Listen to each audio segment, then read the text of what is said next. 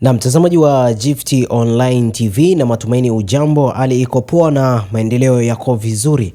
Karibu ndani ya Gift Online TV. Cha msingi usisahau kusubscribe, kulike, kushare na kucomment kile ambacho unakitazama ili uzidi kuwa mwanafamilia wa Gift Online TV, na pale tu pindi taarifa zetu zinapojitokeza unakuwa ni wa kwanza kuweza kupata taarifa zetu. Jina langu ni Tobias Kisima na leo nitakujuza kuhusiana na sakata la Mzize, ambapo kwa msimu ujao huenda tusimuone katika ligi kuu soka Tanzania bara, hatimaye tukaweza kumuona katika ligi kuu ya kule Ufaransa. Na meneja wa habari wa klabu ya Yanga Ali Kamwe amethibitisha kuwa mshambuliaji Clement Mzize atacheza ligi kuu Ufaransa msimu ujao, ingawa hajabainisha ni timu gani kinara huyo wa magoli kwenye ligi kuu bara ataenda kuchezea. Na Ali Kamwe amebainisha kuwa Yanga itapata bilioni 5 kwa mauzo ya nyota huyo, ingawa ameshindwa kuitaja timu hiyo inayomtaka. Hajaweza kutaja ni timu ya aina gani, ni timu gani ambayo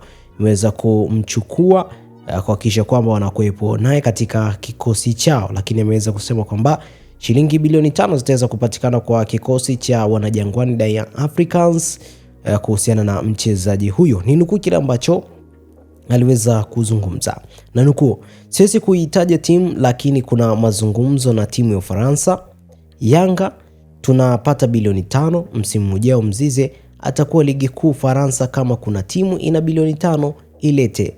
Mwisho wa nukuu, alizungumza meneja wa habari wa klabu ya Yanga Ali Kamwe. Kwa hiyo ipo hivyo, moja kwa moja nimeweza kukujuza wewe mtazamaji wa Gift Online TV. Tuelekee katika taarifa nyingine, ambapo Tanzania imeanza vibaya michuano ya AFCON kwa under 20 inayoendelea nchini Misri baada ya kikosi cha timu hiyo kinachonolewa na Charles Mkwasa kupokea kichapo cha bao 1-0 dhidi ya Afrika Kusini kwenye mchezo wa kundi A uliochezwa kwenye uwanja wa Suez Canal kwa siku ya Jumatano. Na licha kutengeneza nafasi nyingi za mabao, Tanzania ilishindwa kuliona lango pekee la Wasauzi likitiwa kimiani na Shekil April kipindi cha kwanza, ambalo kuyakishia pointi zote 3 kwa timu hiyo. Na timu ya pili ya Sekafa katika kinyang'anyiro hicho ni Kenya, na itamenyana na Morocco katika mechi yao ya ufunguzi ya kundi B kwa siku hii ya leo. Na washindi wanne wa nusu finali watafuzu kama wawakilishi wa CAF kwa kombe la dunia la FIFA